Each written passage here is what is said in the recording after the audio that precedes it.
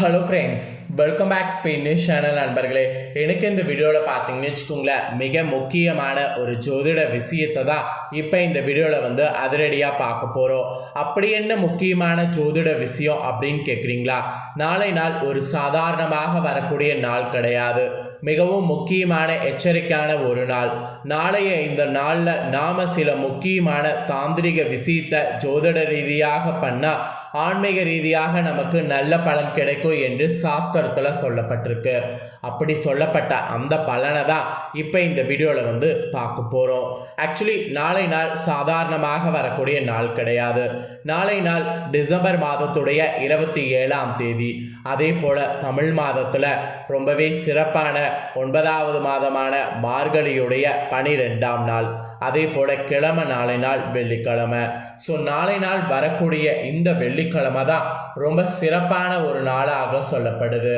Actually மாதத்தில் பார்த்தீங்கன்னு வச்சுக்கோங்களேன், ஒவ்வொரு வெள்ளிக்கிழமையுமே ரொம்ப சிறப்பு தான். ஆனால் மார்கழி மாதத்தில் வரக்கூடிய வெள்ளிக்கிழமை தனி சிறப்பு. ஆக்சுவலி மார்கழி மாதத்துடைய சிறப்பை தான் முதல்ல நாம் தெரிஞ்சுக்கணும். மார்கழி மாதங்கிறது ஒரு தெய்வீகமான மாதமாக கருதப்படுது. இது 9வதாக வரக்கூடிய தமிழ் மாதம். இந்த மாதத்தில் சூரியன் தனுசு ராசியில் பயணம் செய்கிறதுனால இது தனுர் மாதம் என்று அழைக்கப்படும். ஆக்சுவலி தேவர்களுக்கு பார்த்தீங்கன்னு வச்சுக்கோங்களேன், இது விடியற்கால பொழுதாக இருக்கும். தேவர்களுக்கே விடியற்கால பொழுதாக இருக்கும்போது அப்போ நமக்கு எவ்வளோ சிறப்பான பொழுதாக இருக்குங்கிறத தெரிஞ்சுக்குங்க. அதனால தான் இந்த மார்கழி மாதம் ரொம்ப சிறப்பான மாதமாக போற்றப்படுது. இன்னும் சொல்லப்போனால் மார்கழி மாதத்தில் ஸ்பெஷல் பார்த்தீங்கன்னு வச்சுக்கோங்களேன், நிறைய இருக்குது. மார்கழி மாதத்தில் வைகுண்ட ஏகாதசி, அப்புறம் சிவபெருமானுக்குரிய திருவாதுரை திருவிழா, இது எல்லாமே ரொம்ப விசேஷமாக கொண்டாடப்படும். இந்த மார்கழி மாதம் அதனாலேயே ரொம்ப போற்றப்படுகிறது. மார்கழி மாதத்தில் இன்னும் அறிவியல் ரீதியாக பார்க்கும்போது சூரியன் பார்த்தீங்கன்னு வச்சுக்கோங்களேன், பூமிக்கு மிக அருகில் இருப்பார். அதாவது ஓஷோன் மிக அருகில் இருக்கும். அது எப்போ இருக்குன்னா மார்கழியுடைய ஒவ்வொரு நாளும் காலை பொழுதுல இருக்கும். இந்த காலை பொழுதுல எந்திரிச்சு வீட்டு வாசலில் நாம் கொஞ்ச நேரம் நிற்கிறது, நடக்கிறது, இது எல்லாமே ரொம்ப நல்லது. ஏன்னா நாம் காலையில் எந்திரிச்சு அந்த காற்றை சுவாசிப்போம். அதில் நிறைய நம்மளுக்கு உடல் ரீதியாக சத்து கிடைக்குது. அதனால தான் இந்த மார்கழியில் காலையில் கோலம் போடணும், விளக்கு வைக்கணும், கோவிலுக்கு போகணும் அப்படிலாம் நம்ம முன்னோர்கள் சொல்கிறாங்க. அவங்க சொன்னதுக்கேற்ப நாம் காலையில் போனோன்னு வச்சுக்கோங்களேன், நம்மளுக்கு ஆன்மீக ரீதியாக மட்டும் கிடையாது, அறிவியல் ரீதியாகவும் நம்ம உடலுக்கு நல்லது. இப்பேற்பட்ட மார்கழி மாதத்தை இப்போ நாம் அந்த மாதிரியாக பயன்படுத்திகிட்டு இருக்கிறோம் அப்படின்ட்டு பார்க்கும்போது யாருமே கிடையாது. எல்லாரும் காலையில் நல்லா இழுத்தி போட்டு தூங்குறோமோ தவிர அந்த மாதிரியெல்லாம் நம்ம பண்ண மாட்டிக்கிறோம். ஸோ அப்படி பண்ணாமல் இருக்கிறது. இன்னொரு பக்கம் பார்க்கும்போது டெக்னாலஜி வளர்ந்துருச்சு, ரெண்டாவது வேலை அதிகமாக இருக்குது. சரி, ஓகே, வேலை அதிகமாக இருக்குது, அது நம்மளால் பண்ண முடியாது, எல்லாம் ஓகே. ஆனால் ஒரு சில நாள்லையாவது மார்கழி மாதத்தில் பண்ணும். அந்த மாதிரி ஒரு சில நாள் பண்ண வேண்டியதில் நாளை நாள் மார்கழியுடைய வெள்ளிக்கிழமை சொல்லலாம். வெள்ளி, செவ்வாய், ஞாயிறு, இது 3 நாளுமே மார்கழியில் மிஸ் பண்ணக்கூடாது. இந்த 3 நாளுமே கண்டிப்பாக பார்த்தீங்கன்னு வச்சுக்கோங்களேன், நாம் மார்கழியில் வீட்டு வாசலில் சில விஷயங்கள் செய்யணும். அதில் நாளை நாள் பார்த்தீங்கன்னு வச்சுக்கோங்களேன், மார்கழி வெள்ளி வாசலில் நாம் தெளிக்க வேண்டிய ஒரு தண்ணீர் பற்றி தான் இந்த வீடியோவில் சொல்ல போகிறேன். தண்ணீர் என்ன, நார்மலாக வீட்டில் இருக்கிறத தெளித்தா வேலை முடிஞ்சிருச்சு அப்படின்னு நீங்கள் சொல்லலாம். நார்மலாக வீட்டில் இருக்கக்கூடிய தண்ணீரை நாளை நாள் தெளிக்கக்கூடாது. மார்கழி வெள்ளிக்கிழமை வாசலில் தெளிக்க வேண்டிய ஸ்பெஷலான ஒரு தண்ணீர் பற்றி தான் இந்த வீடியோவில் எக்ஸ்பிளைன் பண்ண போகிறேன்.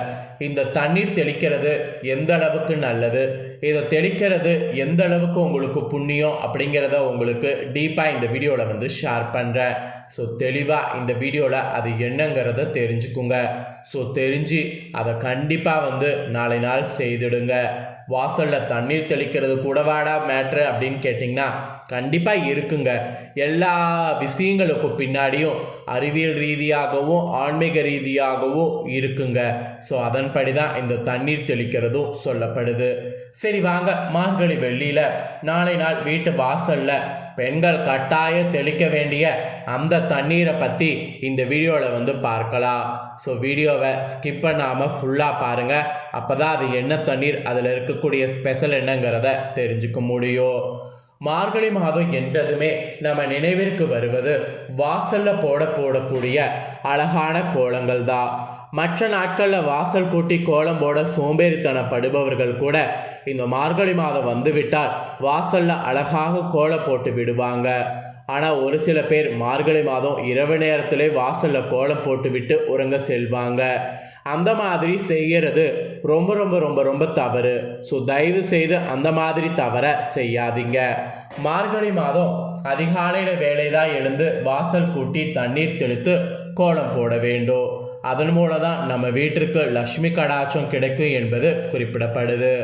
மார்கழி மாதம் இரவு நேரத்தில் கோலம் போடுவதன் மூலம் எந்த ஒரு நல்லதும் நம்ம வீட்டிற்கு நடக்க போவதில்லை. அதனால் அதை நினைவில் வைத்து கொண்டு இந்த ஒரு விஷயத்தை மட்டும் கண்டிப்பாக செய்யுங்க. அதாவது மார்கழியுடைய எல்லா நாளும் காலையில் எந்திரிச்சு தான் கோலம் போடணும். மார்கழி மாதம் நிலைவாசலில் சாணம் தெளித்து கோலம் போடுவது லட்சுமி கடாட்சம். இது நம்மள எல்லோருக்குமே தெரியும்.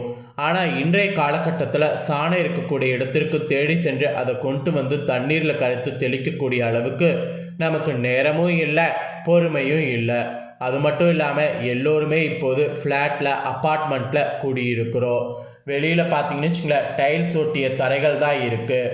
இப்படிப்பட்ட சூழ்நிலையில் நம்ம வீட்டுக்கு மகாலட்சுமி குடிக்கொள்ள வேண்டும் என்றால் என்ன செய்வது அப்படிங்கிறது ஒரு கேள்வி இருக்குது. அந்த கேள்விக்கு விடையாக தான் மார்கழி வெள்ளி வாசலில் இந்த தண்ணீரை தெளிக்க வேண்டும் என்று சொல்லப்படுது. அது என்னங்கிறத தான் இப்போ நான் உங்களுக்கு சொல்ல போகிறேன். ஃபஸ்ட்டு ஒரு மிக்ஸி ஜாரை எடுத்துக்கொள்ளுங்க.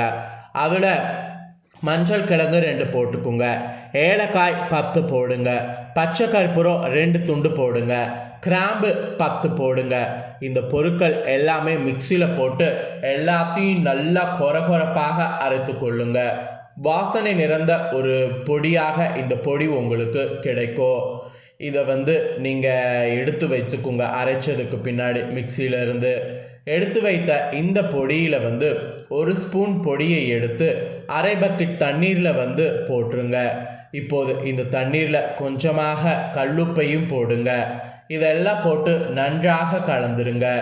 இரவு இந்த தண்ணீரை வியாழக்கிழமை இன்று தூங்குறதுக்கு முன்னாடி தயார் செய்து விட்டு வெளியான இடத்துல வைத்து விடுங்க.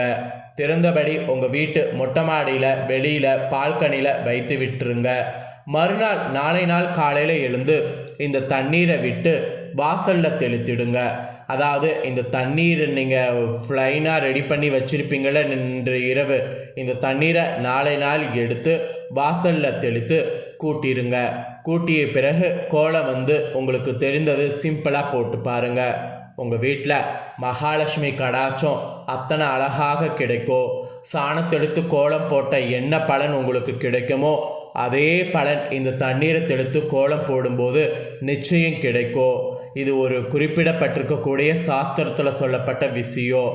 உங்கள் வீட்டு முன்பு ஸ்டைல்ஸ் தான் இருக்கிறது, இந்த தண்ணீரை தெளித்து கோலம் போட முடியாது என்றால் மாப்பை போடுங்க. மாப்பை இந்த தண்ணீரில் நினைத்து அந்த டைல்ஸில் துடைத்து விட்டு அதற்கு பிறகு அழகாக கோலம் போட்டுக்கொள்ளுங்க. இப்படி பண்ணி பாருங்கள், நல்லது நடக்கும். இதை தினம் தினம் புது தண்ணீர் எடுத்து இந்த பொடியை கலந்து பயன்படுத்த வேண்டும். மார்கழி மாதம் 30 நாளுமே இதே போல் நீங்கள் பின்பற்றலாம். மார்கழி மாதம் 30 நாளும் உங்கள் வீட்டு வாசலில் இந்த தண்ணீரை தெளிக்க நேரமில்லை, கோலம் போட நேரமில்லை என்றாலும் சரி, மார்கழி மாதம் வரக்கூடிய வெள்ளிக்கிழமையில் மட்டுமாவது நான் சொன்ன இந்த தண்ணீரை நிலைவாசலில் தெளிங்க.